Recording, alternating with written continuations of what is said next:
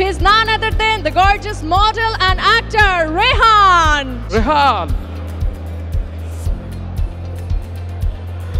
Thank you. I guess for the first time মেরিল প্রথম আলো পুরস্কারের রেড কার্পেটে আমরা আপনাকে দেখলাম। For the first time এই কারণে এবার সেরা নবীন অভিনয় শিল্পী যে বিভাগটি রয়েছে সেখানে 3 কন্যার মাঝে আপনি একটি পুরুষ। কি মনে হয় কে পুরস্কার পাবে? এখানে ভোটিং সিস্টেম আছে, দর্শক জাজেস প্যানেল আছে, এটা আসলে বলা যাবে না, যার কপালে থাকবে। আপনি তো যুগল নাটকের জন্য মনোনয়ন পেয়েছেন। আমি যদি এবার একটি সত্যি কথা জানতে চাই, আপনার জীবনে যুগল হয়ে এসেছে কে?